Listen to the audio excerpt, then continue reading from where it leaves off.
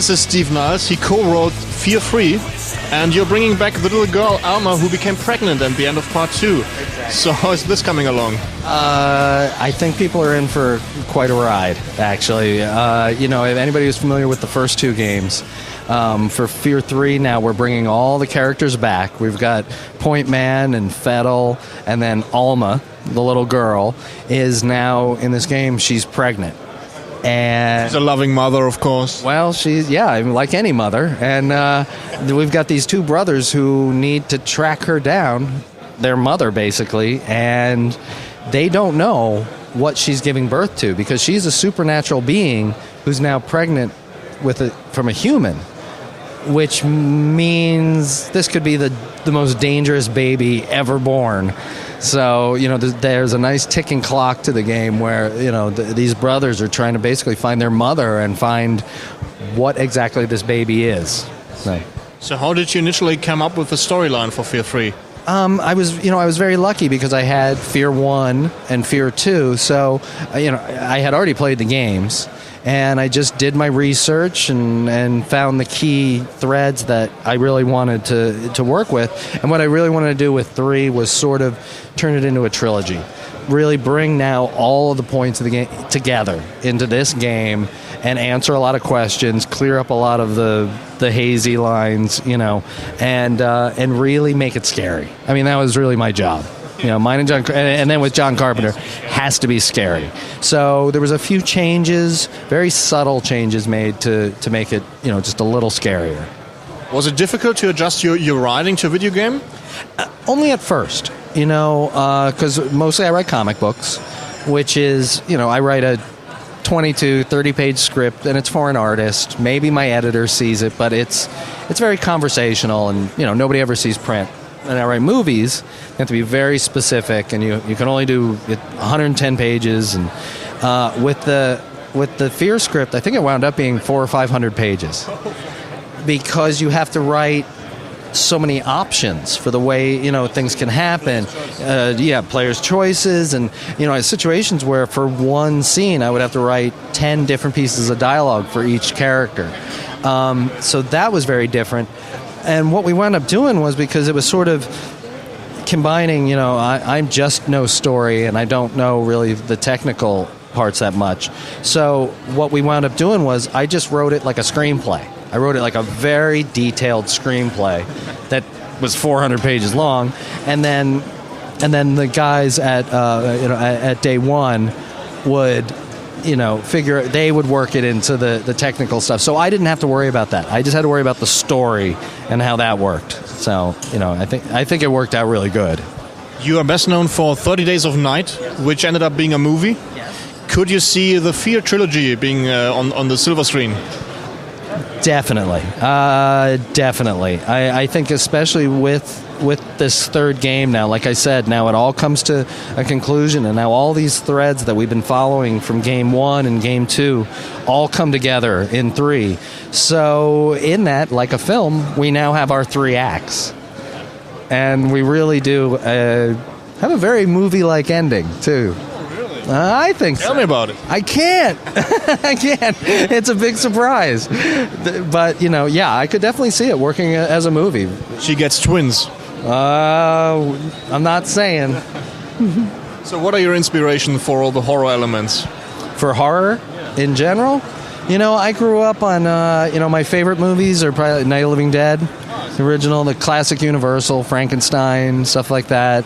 And then John Carpenter, who I got to work with on this, his movie The Thing was a huge inspiration for 30 Days a Night, actually. The isolation and the snow, and, was...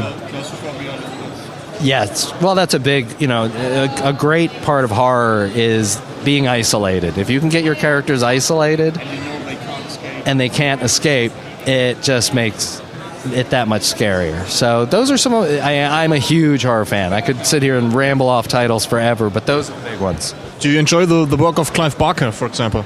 I adapted Clive Barker's comics. I did the first comics in the 80s. I did the Books of Blood. I did his first art book. in the U.S.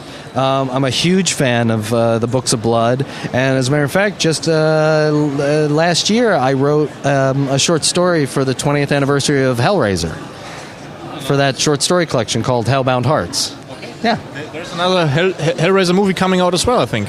I heard. I think they're remaking the first one, and Clive is involved. And he also did the video game Clive Barker's Jericho, I think. Yeah. Actually, I introduced Clive to those guys on that one. Yeah, I had a little hand in. Guys from Codemasters. Yes. Yeah. So you got Clive. Clive's been trying to do videos for a while and stuff, and yeah. So we're all invading video games now.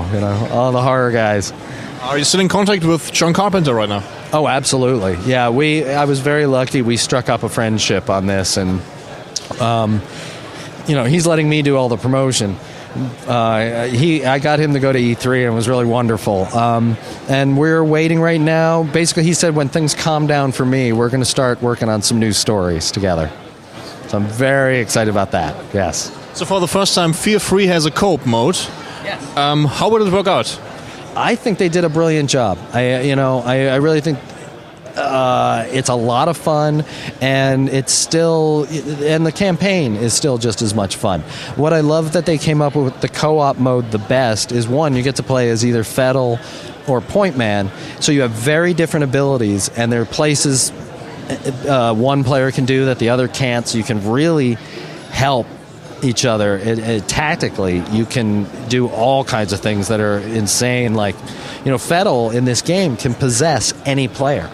So if he sees another soldier, he can take over that body. So he can literally flank soldiers by possessing somebody on the other side. And this is like in Jericho. Yeah. And then what's so nice, but the fun part is every time you want to free him, you just kill him. You shoot him, and then the body drops out, and there's Fettel standing there. So this would be really good in Germany here with all the authorities. Yeah, no, it's going to be something. And and one of my favorite parts of the co-op is you're able to, you can be in a building, say, and the player you're playing with can be on a second floor. You're not restricted to an area. They've made it very free, so that you can really spread out and you don't feel confined. And that really helps, just play the game tactically and, way to figure out the best ways to take on the villains. There's some really nasty villains in this game.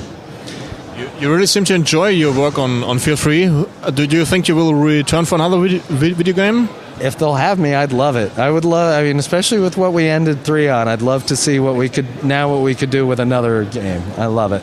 Do you play video games yourself?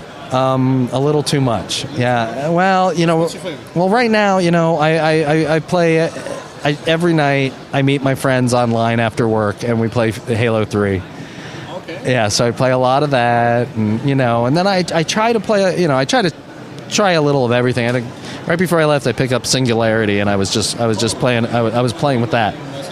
Yeah, so I just started that. So I try to play a little bit of everything. Time is always a problem, but